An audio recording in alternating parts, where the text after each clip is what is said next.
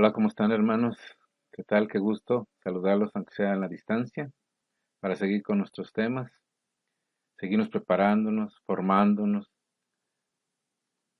Hay que aprovechar este tiempo de que estamos resguardados en nuestra casa para seguir aprendiendo, más queriendo entendiendo la voluntad de nuestro Señor. Este tema que vamos a ver hoy se llama Cristo es el Señor. Vimos en los temas anteriores cómo hacer nuestro acto penitencial, ¿sí? Nuestra renuncia a Satanás y nuestra proclamación de fe, ¿no? Entonces, ya fuimos descubriendo y también cómo hay la necesidad del arrepentimiento. Sí, yo tengo que tener una necesidad que me lleve a ese arrepentimiento, al acercarme al Señor.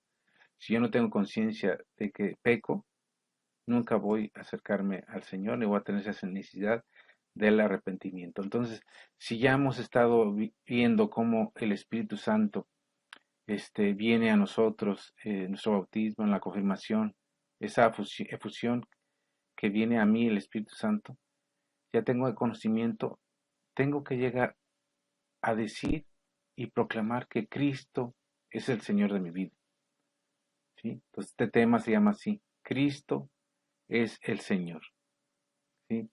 Como dice en Gálatas 5:25, si el Espíritu es el principio de nuestra vida, que lo sea también de nuestra conducta, ¿sí? Entonces vamos a ver cómo nosotros, si tenemos ya esa conciencia y el Espíritu Santo mueve en nosotros, tenemos que proclamarlo que Cristo es el Señor, ¿sí? Entonces vamos a empezar en nombre del Padre, del Hijo y del Espíritu Santo. Amén. Padre nuestro que estás en el cielo, santificado sea tu nombre. Venga a nosotros tu reino. Hágase tu voluntad en la tierra como en el cielo. Danos hoy nuestro pan de cada día. Perdona nuestras ofensas, como también nosotros perdonamos a los que nos ofenden. No nos dejes caer en la tentación y dime todo mal. Amén. En nombre del Padre, del Hijo y del Espíritu Santo. Amén. Entonces, este siguiente paso al cual estamos llamados es muy importante y consiste en aceptar a Cristo como Señor de nuestra vida. Al ser bautizados, fuimos injertados en Cristo, de manera que como el injerto vive de la savia que recibe de la planta, así nosotros los cristianos vivimos de la vida que nos comunica Cristo. No podemos estar separados, así como hace el ejemplo de la savia que recibe la planta, esa savia, esa babita que tiene, que se transmite la planta, es lo que la mantiene viva, ¿sí? Entonces no podemos nosotros, como cristianos, estar sin, es Cristo que nos comunica esa vida, ¿no? San Pablo expresa esta idea en Gálatas, capítulo 2, versículo 20. Ahora no vivo yo, sino que Cristo vive en mí, ¿sí? Tenemos que dejar nuestra propia vida y ya no vivir para nosotros, sino para vivir en Cristo. Algunas personas toman esto muy drástico y piensan que ya no tenemos que dejar nuestro trabajo, nuestra familia. No, no, no. ¿Sí? Tenemos que dejar las cosas mundanas, ¿sí? Saber cuál es lo importante. Pero si yo tengo conciencia que Cristo es mi Señor, tengo que aceptarlo y vivirlo, ¿sí? No podría decir que Cristo es mi Señor, pero no haciéndole caso a su palabra, ¿sí?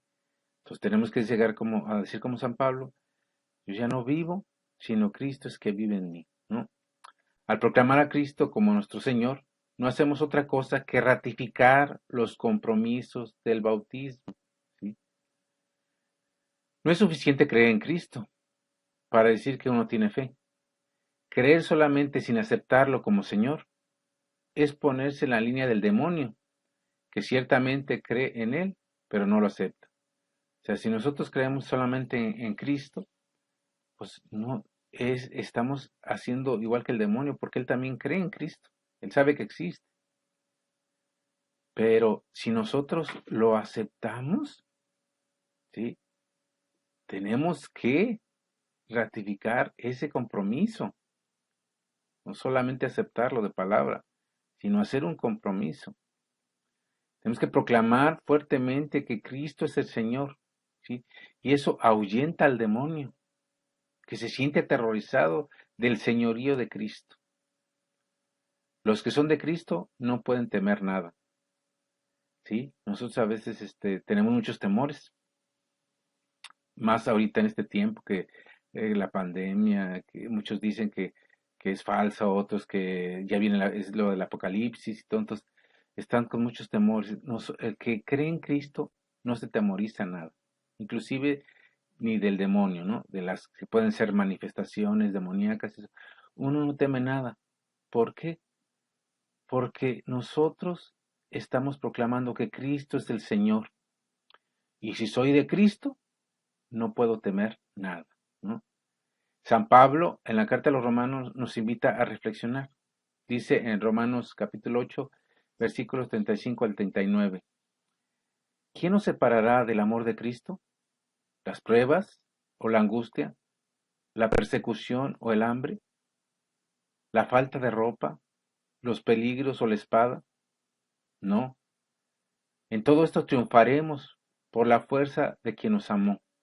Estoy seguro que ni la muerte, ni la vida, ni los ángeles, ni los poderes espirituales, ni el presente, ni el futuro, ni las fuerzas del universo, sean de los cielos, sean de los abismos, ninguna criatura alguna podrá apartarnos del amor de Dios que encontramos en Cristo Jesús, nuestro Señor.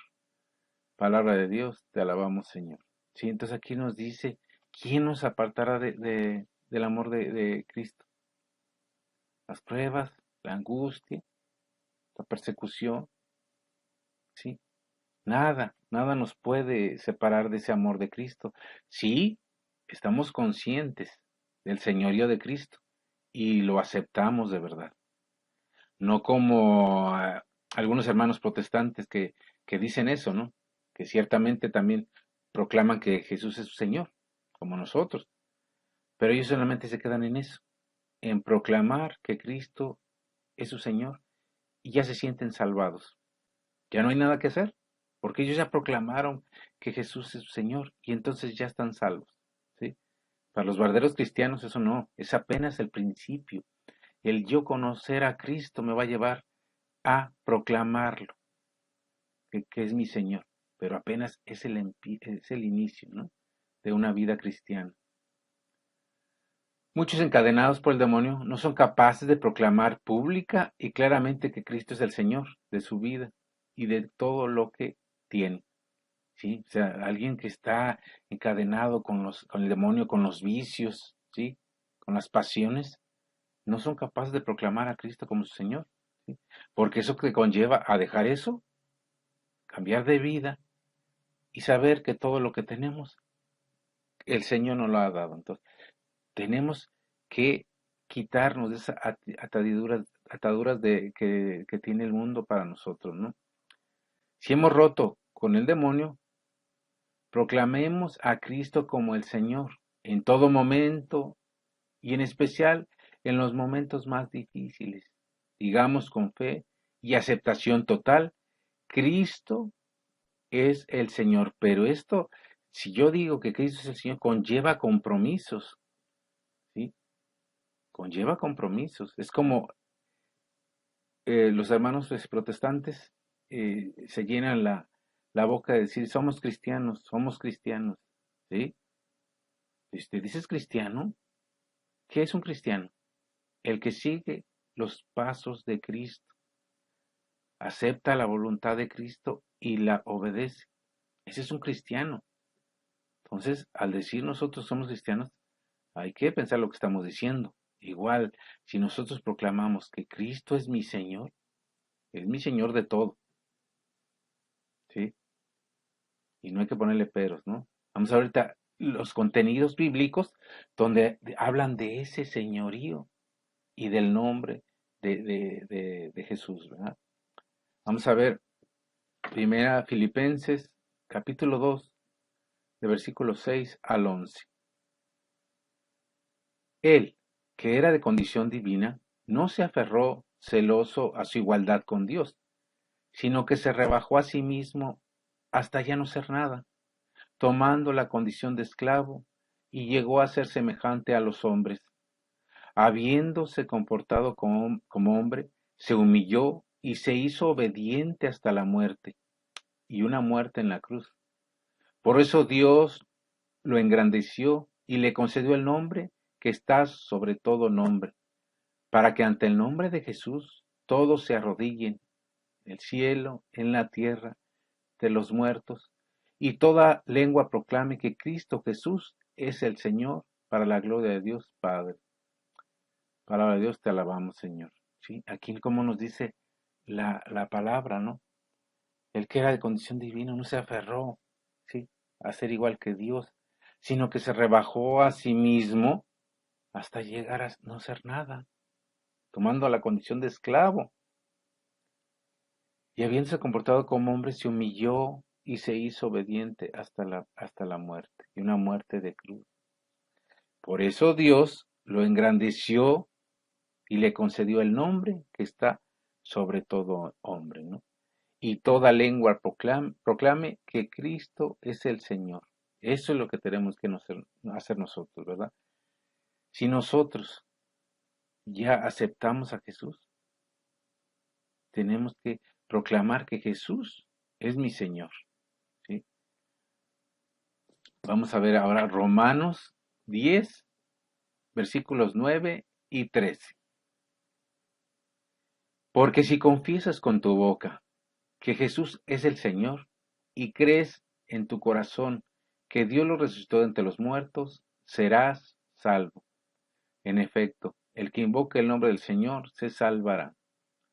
Palabra de Dios, te alabamos, Señor. Aquí vemos cómo dice que si confiesas con tu boca que Jesús es el Señor y crees en tu corazón que Dios lo resucitó entre los muertos, serás salvo. En efecto, el que invoque el nombre del Señor se salvará. Estas son las citas que agarran los hermanos protestantes para decir que ya están salvos, que ellos ya proclamaron que Jesús es Señor, entonces aquí dice que será salvo. Pero si entendemos bien las escrituras, si entendemos bien la palabra de Dios, dice será, ¿sí? Será. Tenemos que cumplir con toda la voluntad del Señor para que hagamos realidad esa salvación. Será salvo, ¿sí? En estos versículos dice. Pero todos los versículos de la Biblia hablan de cómo si nosotros aceptamos que Jesús es nuestro Señor, tenemos que hacer su voluntad del Padre, ¿sí? No basta, no basta con decir que Jesús es mi Señor. Tenemos que demostrarlo con los hechos, con las obras, con el testimonio, ¿sí? Vamos a ver Colosenses 1 del 15 al 16 y versículos 18 y 20. Él es la imagen del Dios que no se puede ver, el primogénito de toda creación, ya que en él fueron hechas todas las cosas, las del cielo y las de la tierra, lo visible y también lo invisible. Es el principio, porque él quiso reconciliar consigo todo lo que existe.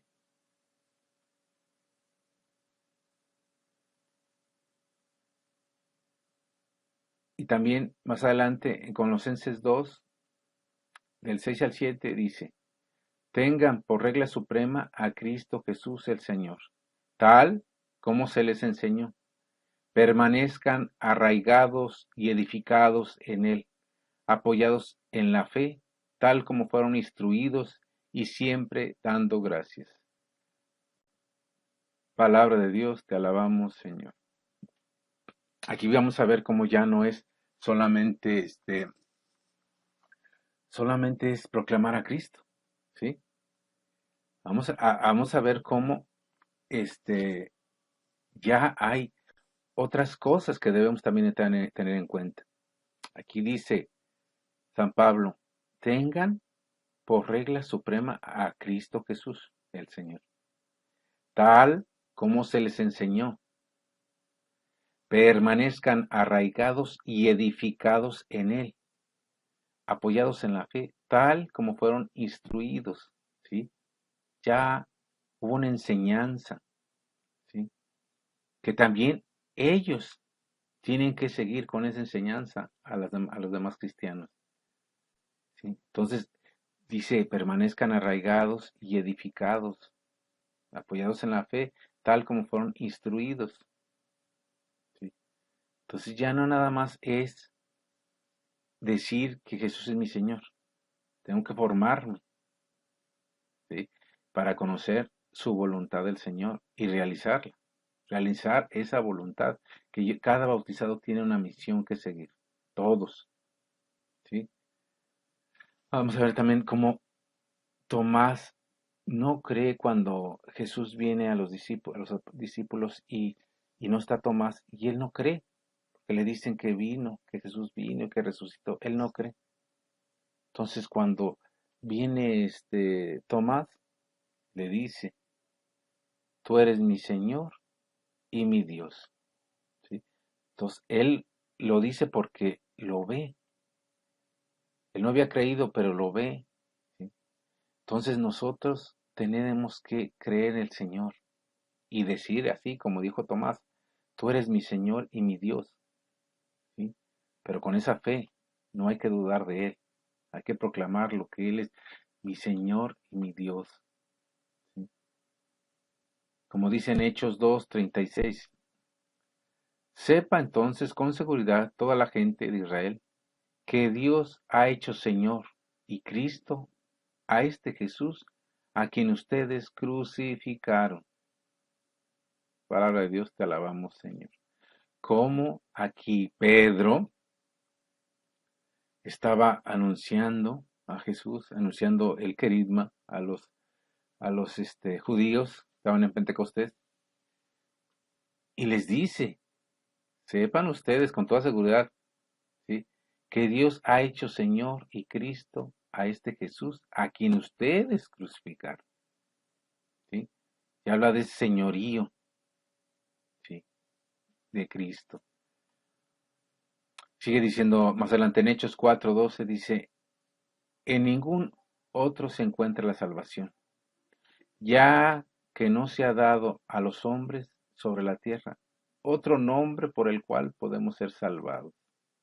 Y más adelante en Romanos 12:1 dice, ahora hermanos, los invito por la misericordia de Dios que se entreguen ustedes mismos como sacrificio vivo y santo, que agrada a Dios. Este es nuestro culto espiritual. Palabra de Dios, te alabamos, Señor. Sí, aquí vemos como dice, en ningún otro se encuentra la salvación. Ujú. No se ha dado en la tierra a los hombres otro nombre por el cual se pueda uno salvar. ¿Sí? Y sigue adelante, dice Pablo, ahora hermanos, los invito por la misericordia de Dios que se entreguen ustedes mismos como sacrificio vivo y santo que agrade a Dios. Este es nuestro culto espiritual.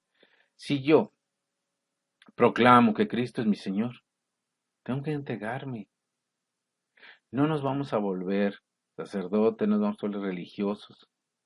Nosotros somos laicos,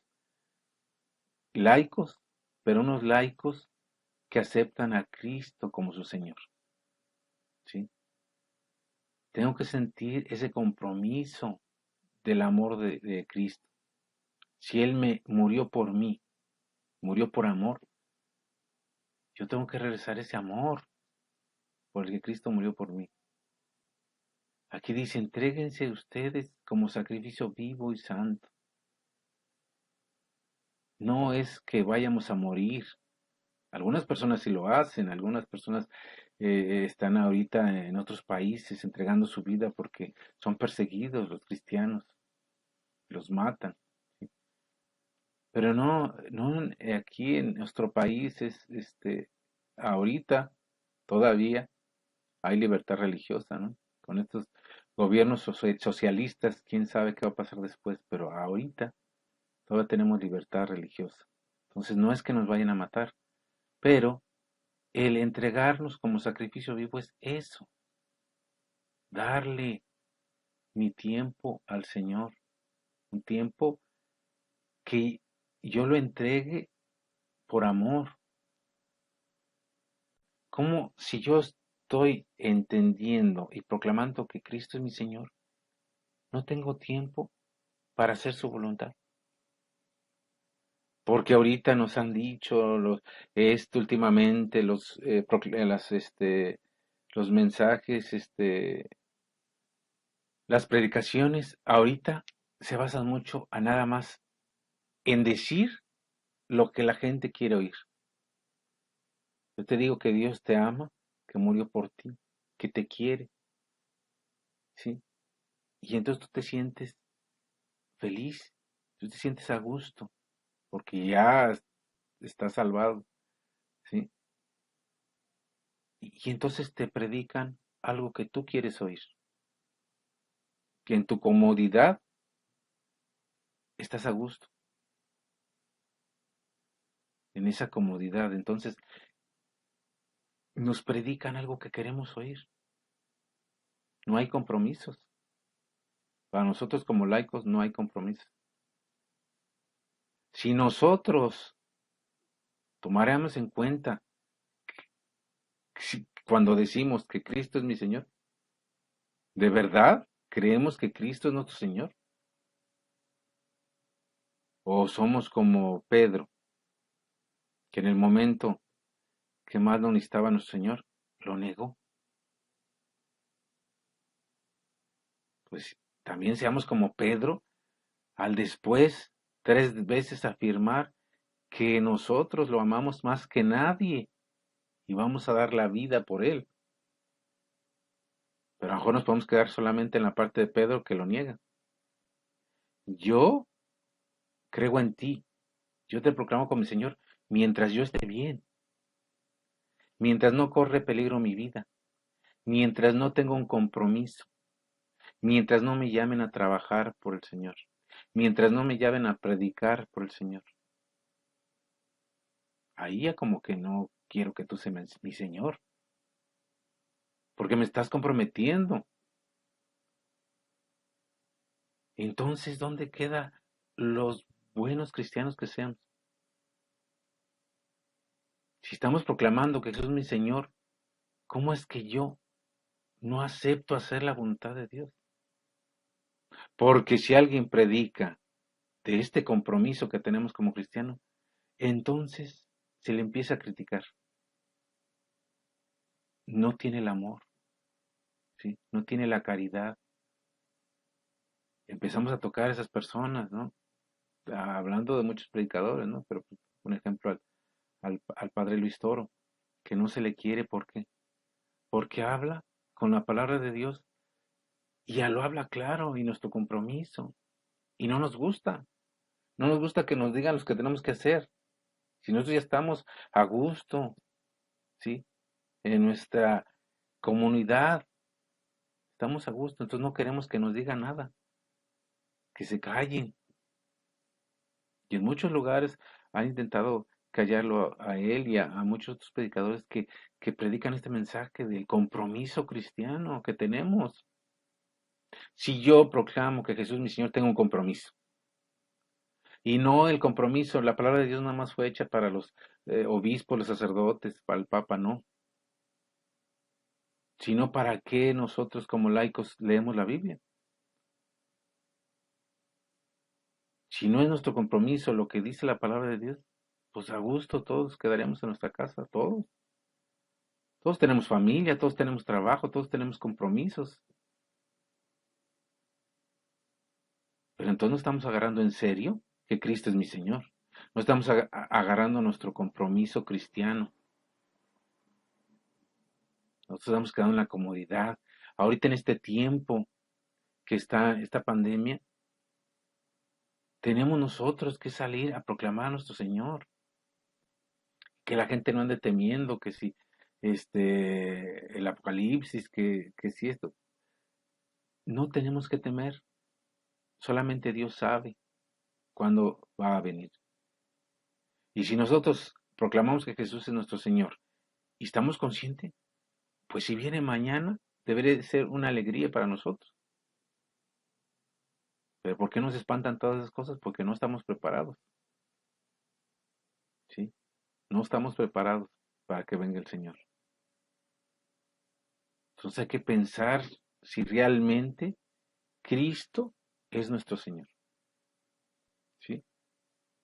Entonces, después de esto, hay que hacer un compromiso cristiano, de verdad. Entonces, cada uno tiene que hacer ese compromiso. Hay este tema cuando estamos así físicamente, se puede hacer una hoja, un compromiso, y es como un acto de entrega a Cristo. Entonces, en esa hoja, uno hace esa entrega a Cristo y lo proclama Señor de mi vida y de todo lo que tenemos. El Señor, ahí yo tengo que escribir en esa hojita que yo acepto a Cristo como mi Señor, ¿sí? Y es dueño de mi vida y de todo, el- de mi tiempo, de mi trabajo, del dinero y de mi familia. El Señor es dueño de todo. Porque si yo pongo estas cosas antes que Dios, es una falsedad que yo diga que Cristo es mi Señor. Es una falsedad del primer mandamiento, amarás a Dios sobre todas las cosas, ¿sí? Entonces yo tengo que hacer ese compromiso. Entonces ese compromiso que haga en esa hojita tiene que ser una consagración al Señor libre, generosa, ¿sí? Al Señor Jesús, que marcará un principio y una nueva vida cristiana. Esta consagración se podrá manifestar los propósitos, tal vez que yo quiera hacer algún apostolado, ¿sí? En este camino de la vida cristiana, ¿no? Yo tengo que hacer este, esta consagración al Señor. ¿Por qué? Porque yo quiero a mi Señor como dueño de mi vida. Entonces, ojalá ustedes hagan esa hojita, guárdenla, porque ese será un compromiso que hagan. Van a proclamar que Jesús es su Señor y un compromiso que ustedes hagan ante su Señor. Háganla esa hojita. No, obviamente yo no los voy a ver, pero el Señor sí los está viendo. El Señor sabe si ustedes lo están proclamando su Señor, si están haciendo un compromiso. Yo si lo sé o no lo sé, eso no importa, ¿sí? Porque no se trata de que queden bien con el sacerdote, conmigo, con mi esposa. No se trata de que se quede bien con alguien. Es el compromiso que tú tienes con tu Señor, que tú estás proclamándolo, que es Señor de tu vida. ¿Sí? Entonces hagan esa hojita y guárdenla abajo en su Biblia para que cuando la encuentren recuerden ese compromiso que hacen con el Señor. Entonces, hermanos, analicemos bien si Cristo es mi Señor, si Cristo es dueño de mi vida y de todo lo que poseo. Hay que analizar si realmente es Cristo mi Señor, porque a veces criticamos a los protestantes porque ellos viven proclamando que Jesús es Señor y ya, es todo. Y tal vez estamos nosotros cayendo como cristianos católicos en eso mismo, en sí decir que Cristo es mi Señor. Vayamos a misa, ¿sí? Hagamos oración. Pero mi compromiso cristiano, ¿dónde está? Entonces analicemos bien, ¿sí? Vamos a dar paso al siguiente tema que es del capítulo 7, que se llama Ven Espíritu Santo, ¿sí? Y es conveniente recordar que la promesa de Cristo de enviar al Espíritu Santo no es solo para los apóstoles, sino para todos. Veamos cómo, ya lo vimos en los temas anteriores, cómo el Espíritu Santo viene a todo el que Dios quiere, ¿verdad? Como dice en Hechos 2:17, sucederá en los últimos días, dice el Señor, derramaré mi espíritu sobre los hombres. También sigue diciendo más adelante en Hechos 2:39, Dios les dará el Espíritu Santo porque la promesa es para ustedes y para sus hijos y para todos los extranjeros a los que el Señor llame. ¿Sí? Palabra de Dios, te alabamos, Señor. Vemos aquí cómo ya los mismos apóstoles hablan del Espíritu Santo que viene a derramarse a los hombres, ¿sí? Como dicen en Hechos 2:39, Dios les dará el Espíritu Santo, porque la promesa hecha es para ustedes y para sus hijos y para todos los extranjeros a que el Señor llame. El Espíritu Santo es para todos, ¿no? Entonces, nosotros debemos de decir, ven Espíritu Santo. Debemos de llamar al Espíritu Santo que esté con nosotros, que estemos llenos de su amor, ¿sí? El amor de Jesús. Como os he dicho al principio de este curso, no se trata de un sacramento, sino de una oración de comunidad para que venga el Espíritu Santo. Por lo tanto, es muy importante que haya una comunidad llena de fe y oración. Recordemos el ejemplo que nos presenta en los Hechos 1:14. Todos ellos perseveraban en la oración y con un mismo espíritu, en compañía de algunas mujeres, de María la Madre de Jesús y de sus hermanos. ¿Sí? Vemos el modelo de una comunidad cristiana en este pasaje. Todos vivían unidos en un mismo espíritu y perseveraban en la oración. Entonces, para que el Espíritu Santo venga a nosotros, ¿sí?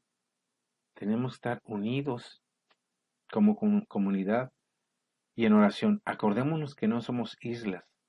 Está bien nosotros hacer oración solos, a lo mejor en nuestra casa o en la iglesia, hacer oración solos.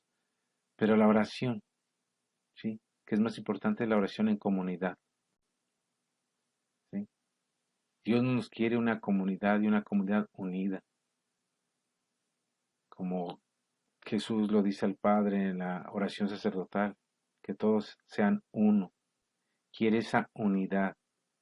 Entonces, nosotros al llamar al Espíritu Santo tenemos que estar en oración y en un mismo espíritu, en una comunidad cristiana.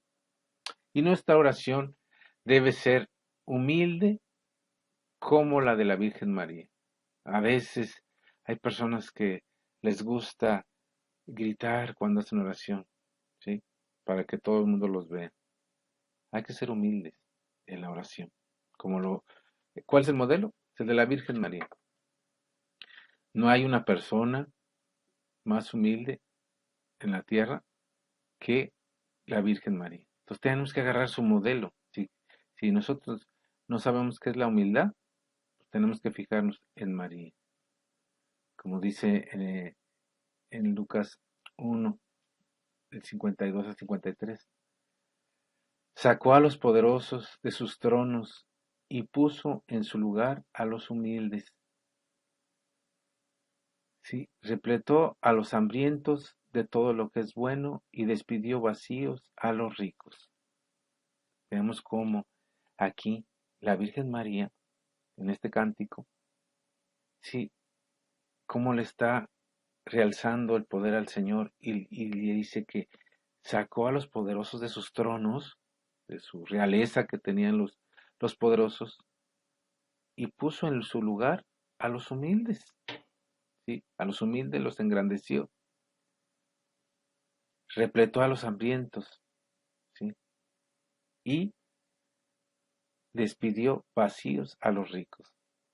Habla como aquí la Virgen María, a pesar de esa noticia que le había dado el ángel, y a pesar de que llegó con su prima Isabel y le gritó que era bendita entre todas las mujeres, ella supo, sabía de la grandeza, porque dice, hablarán de mí todas las generaciones, me llamarán bienaventurada, pero en esa humildad supo reconocer que el Señor es todo, ¿no? Y ella era una simple esclava del Señor. Hay que hacer una oración humilde. A los que piden con humildad y con insistencia, Dios les da el Espíritu Santo. como dice en Lucas 11, del 9 al 13. Pidan y se les dará. Busquen y hallarán. Toquen a la puerta y les abrirán. Porque todo el que pide recibe, el que busca halla. Al que llame a una puerta se le abrirá. ¿Qué padre de entre ustedes, si su hijo le pide un pan, le da una piedra? ¿O si le pide un pescado, en vez de pescado le da una serpiente? ¿O si le pide un huevo, le pasa un escorpión? Por lo tanto, si ustedes que son malos saben dar cosas buenas a sus hijos, cuanto más el Padre del cielo da al Espíritu Santo a los que se lo piden. Palabra del Señor, gloria a ti, Señor Jesús. Aquí nos habla de que nos dice mismo Jesús, pidan.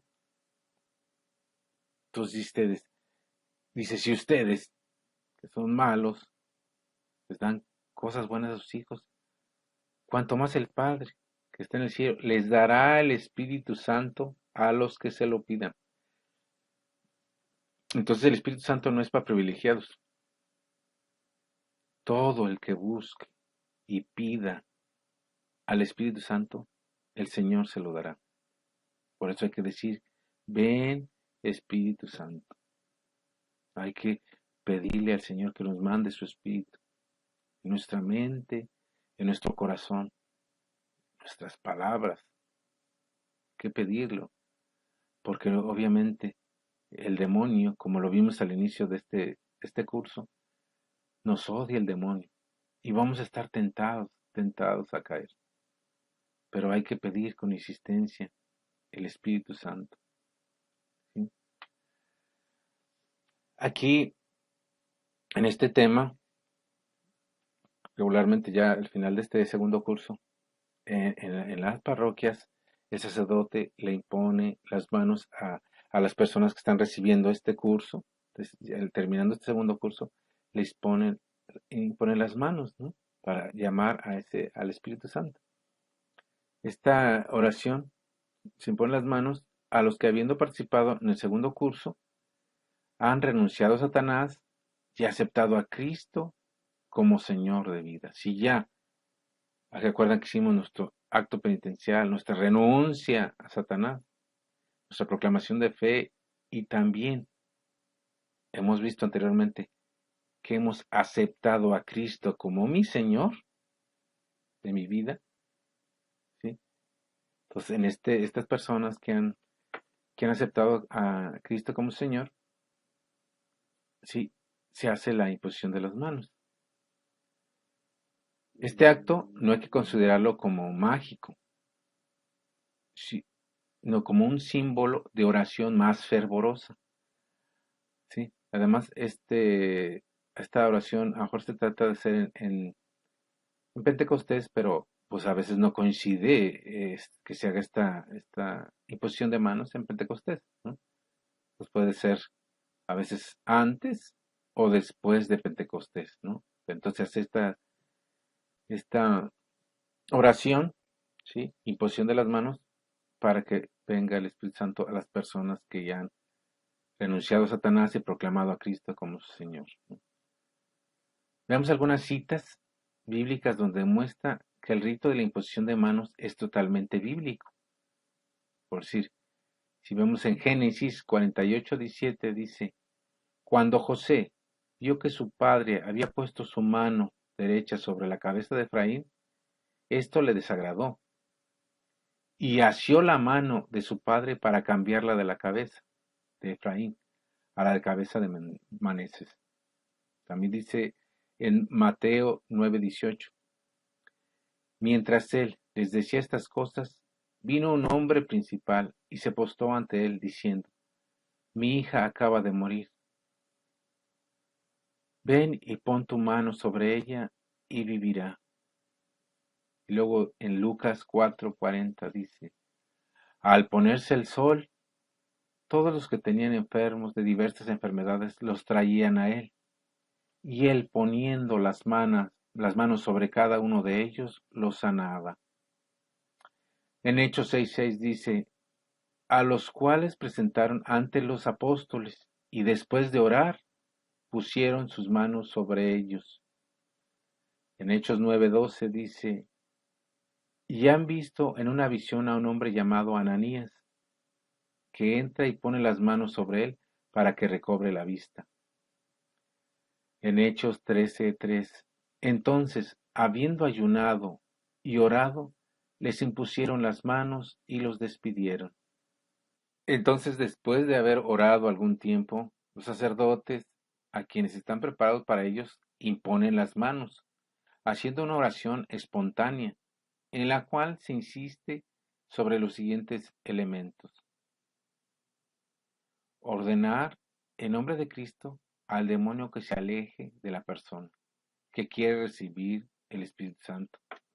Ofrecer a Dios esta persona para que viva siempre como hijo de Dios. Pedir a Cristo que se digne cumplir su promesa enviando al Espíritu Santo. El sacerdote va a pedir por estas personas que ya hayan recibido este segundo curso para que el Espíritu Santo venga sobre esas personas. ¿Sí? ¿Y qué se siente uno después de la imposición de manos? El Espíritu Santo no trabaja con esquemas fijos. Él derrama sus dones de manera distinta en las personas. Mucho también depende de la disposición de cada quien. ¿Sí? Si yo no estoy dispuesto a recibir el Espíritu Santo, no va a venir el Espíritu Santo. ¿Sí? El Señor no obliga. Somos libres de elegir. Aunque una persona está ahí en la imposición de las manos y el sacerdote está imponiendo las manos sobre él y está pidiendo al Espíritu Santo que si la persona no quiere, pues no va a venir. Entonces depende de la disposición de la persona. En general todos experimentan una profunda paz interior, quizás nunca antes probado. Se puede sentir una paz, tal vez mucho calor, ¿sí? Se puede sentir mucho calor al recibir el Espíritu Santo, pero no es igual para cada persona. Como vimos, depende mucho también de, este, de la disposición de la persona. Sí, entonces, en ojalá ya pronto que pase esta pandemia, se pueda poner de acuerdo con el sacerdote para que se haga la imposición de las manos para cada uno de los que terminen el segundo curso. ¿Sí? Entonces vamos por último a ver el capítulo 8, que es llenarse del Espíritu Santo. Vamos a ver ya vimos cómo pedimos al Espíritu Santo que venga. Se impone las manos del sacerdote para que venga el Espíritu Santo sobre nosotros. Ahora vamos a ver qué es llenarse del Espíritu Santo. El haber recibido el Espíritu Santo no es una meta, sino un inicio. Este contacto con el Espíritu Santo debe llevarnos a la plenitud del amor. Desde hoy debemos empezar a vivir llenándonos del Espíritu Santo. ¿Sí? Caminamos con un propósito, ¿sí? Y no arriesgarnos a caer en el fracaso. Entonces, vamos a ver cómo en la primera carta a los Corintios es toda una demostración de esta idea. A pesar de que habían sido bautizados en el Espíritu Santo y habían sido enriquecidos con todo don espiritual, el apóstol les reprende como agente no espiritual. Si vamos a ver cómo, a pesar de que ya tienen el Espíritu Santo, el apóstol los va a reprender como si fuera una gente que no tuviera el Espíritu Santo. ¿Sí? Habían sido bautizados en el Espíritu Santo y dotados ricamente por él. Pero cuando Pablo les escribe, ya no estaban llenos del Espíritu Santo. En el Nuevo Testamento encontramos muchas veces la expresión lleno del Espíritu Santo. Vamos a ver algunas. Vamos a ver Hechos, capítulo 4, versículo 31.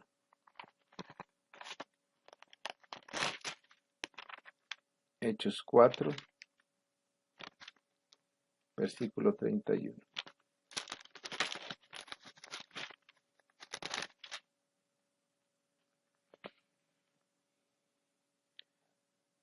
Cuando acabaron de orar, el lugar donde estaban reunidos tembló, y todos fueron llenos del Espíritu Santo, y anunciaban abiertamente el mensaje de Dios.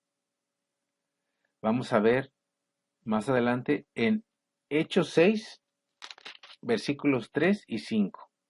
Hechos 6, versículos 3 y 5.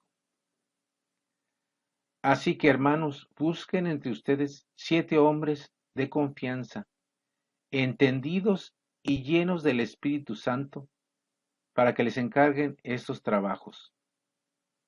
Todos estuvieron de acuerdo y escogieron a Esteban, hombre lleno de fe y del Espíritu Santo, y a Felipe, a Prócoro, a Nicanor, a Timón, a Pasmeras y a Nicolás, uno de Antioquía, que antes se había convertido al judaísmo. Palabra de Dios, te alabamos, Señor. Veamos cómo aquí dice que estaban llenos del Espíritu Santo. Sí, ya habían recibido el Espíritu Santo, pero estaban llenos del Espíritu Santo. No actuaban como gente que no tenía el Espíritu Santo, sino estaban llenos del Espíritu Santo. Veamos ahora Hechos 7:55. Hechos capítulo 7, versículo 55. Pero él, lleno del Espíritu Santo, miró al cielo y vio la gloria de Dios y a Jesús de pie a la derecha de Dios. Sí, vemos aquí como Esteban, ¿sí? Cuando antes de que lo mataran, dice lleno del Espíritu Santo, miró al cielo y vio la gloria de Dios. Muchas citas vamos a encontrar que es la palabra lleno del Espíritu Santo. ¿Sí? En este concepto, tantas veces repetido, nos insinúa la meta constante a la cual debe anhelar el cristiano, llenarse del Espíritu Santo. Muchos creen descubrir esta plenitud en los dones recibidos, como el don de lenguas, de profecía, de curación. No está lleno del Espíritu Santo aquel que más dones ha recibido, sino aquel que da más fruto. Ya vimos, ¿se acuerdan que vimos los dones del Espíritu Santo? Pero si cuando uno tiene esos dones, tiene que dar frutos también del Espíritu Santo. No es simplemente que yo tenga el don, yo tengo que dar ese fruto. Mi don me tiene que llevar a un fruto. Entonces, ya vimos también los frutos del Espíritu Santo en los temas anteriores, ¿no? Vamos a ver lo que dice Hechos, Mateo, capítulo 7, versículos 22 al 23. El día del juicio, muchos me dirán, Señor, Señor, profetizamos en tu nombre, y en tu nombre arrojamos los demonios, y en tu nombre hicimos muchos milagros. Yo les diré entonces, no los conozco, aléjense de mí todos los malhechores. Palabra del Señor, gloria a ti, Señor Jesús. Vamos a ver cómo no es simplemente tener dones. Aquí, como le están diciendo, dice el Señor, que el día del juicio muchos le van a decir, profetizamos en tu nombre arrojamos demonios, y en tu nombre hicimos muchos milagros. Son dones que tenían. Pero dice, yo les diré, no los conozco, no los conozco. Aléjense de mí todos los malhechores. ¿Por qué? Porque tenemos que dar frutos. ¿Sí? Tiene que cumplirse en las obras que yo voy haciendo. No solamente en decir o sentir que tengo un don, ¿no? O reflejarlo, ese don, sino dar frutos, ¿no? Entonces, tenemos que tener que se realicen en nosotros los frutos del Espíritu Santo. El Espíritu Santo me da un don, o varios dones. Pero entonces yo tengo que dar esos frutos espirituales, los frutos del Espíritu Santo. ¿Sí? Entonces nosotros nos llenamos del Espíritu Santo viviendo en sintonía con Él. Lo que cuenta para nosotros son los frutos que dejamos producir al Espíritu Santo en nuestra vida. El Espíritu Santo es el que va moviendo, nos va moviendo a nosotros para que realicemos esos frutos. Pero, como vimos hace rato, si nosotros no estamos dispuestos, aunque yo tenga un don, si yo no estoy dispuesto a dar ese fruto, pues no. Entonces el Señor va a decir, aléjense de mí, malhechores, ¿verdad? Sí, entonces, ¿cuáles son nuestros frutos? Ya los vimos anteriormente, pero podemos volver. Tenemos una lista que San Pablo nos pone en contraposición a los frutos de la carne. Dice en Gálatas 5, 19, 21. En cambio, el fruto del Espíritu es caridad, alegría, paz, generosidad, comprensión de los demás, bondad, confianza, mansedumbre y dominio de sí mismo, ¿no? Entonces, esos son los frutos que va haciendo en nosotros el Espíritu Santo, ¿no? Si examinemos brevemente lo que produce el Espíritu Santo en nosotros.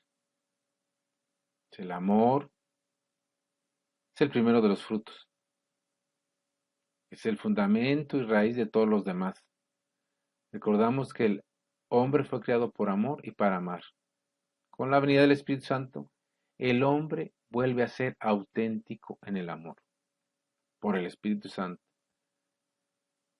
Alegría es el rostro nuevo del cristiano. Hay que recordar el dicho, un santo triste es un triste santo. No confundamos el que una persona se esté riendo todo el tiempo. Esa no es la alegría, ¿sí?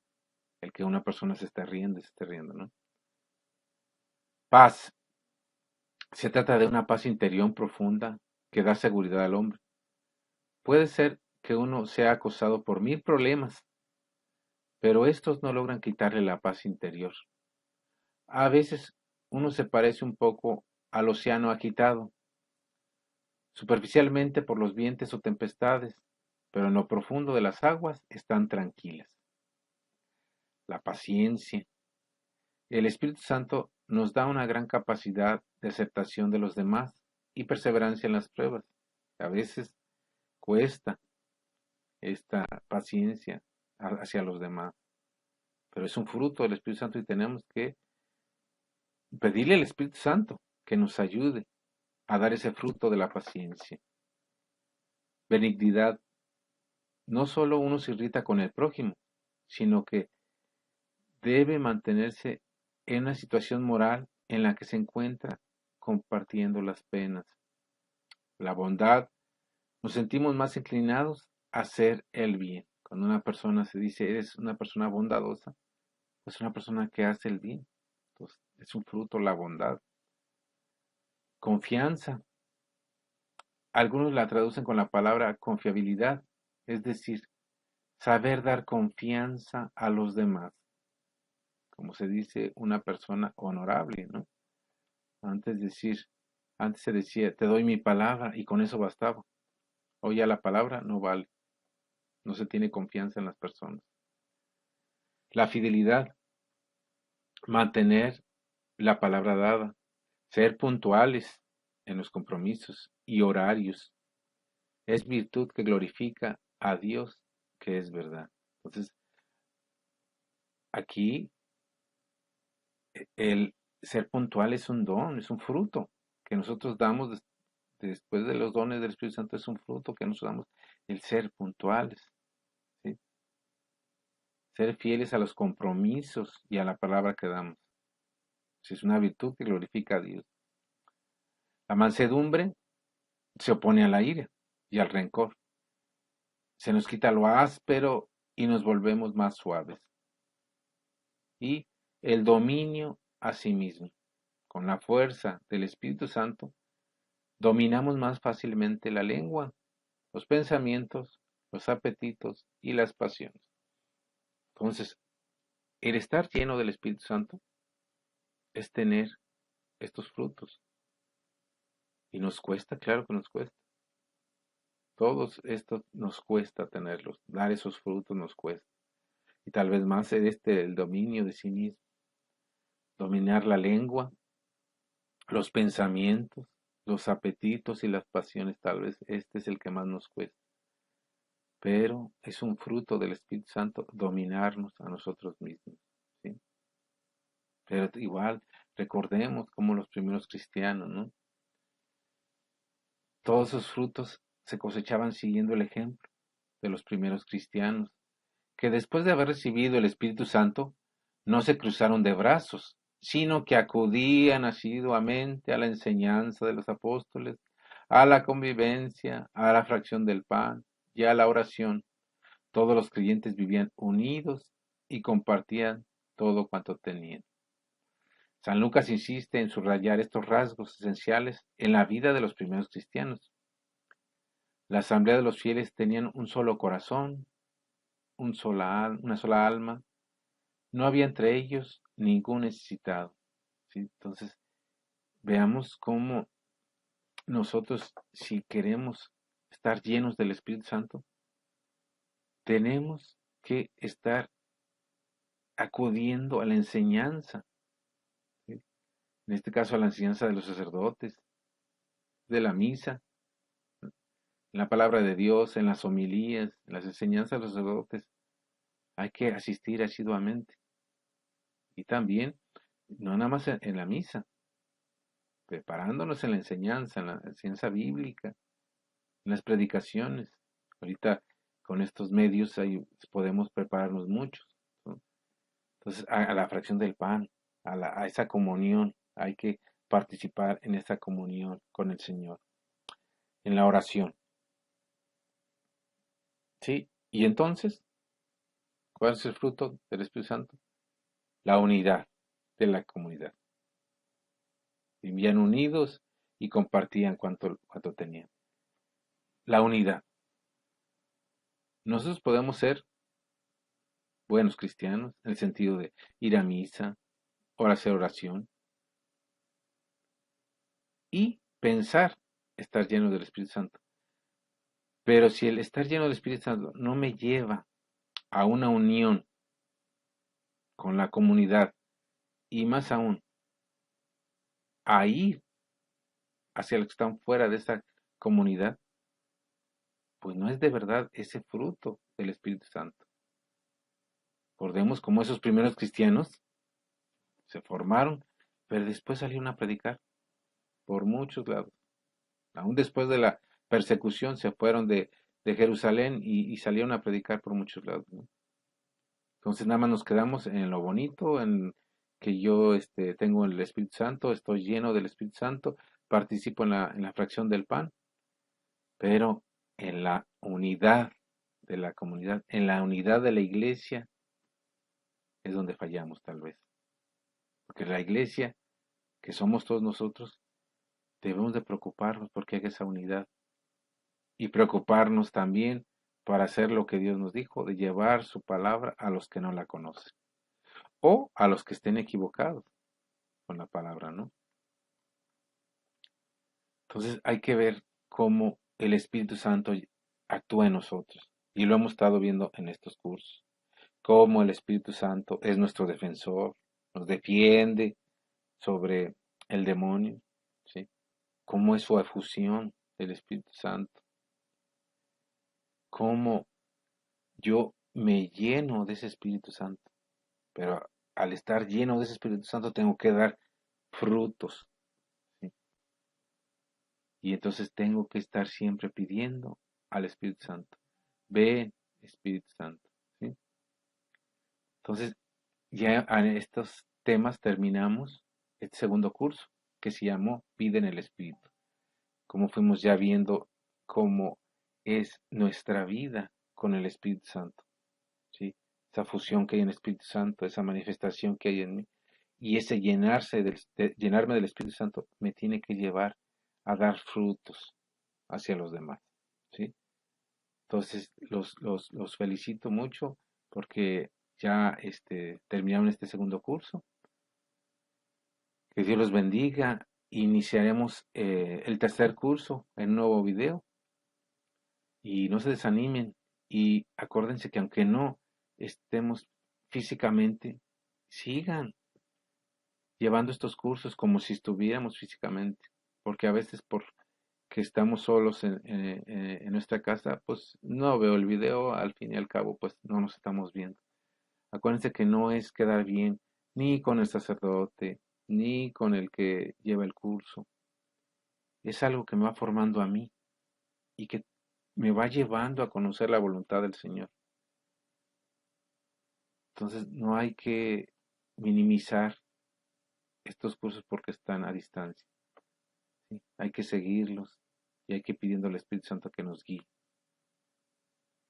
mucho, que nos abra el entendimiento para que podamos comprender su palabra.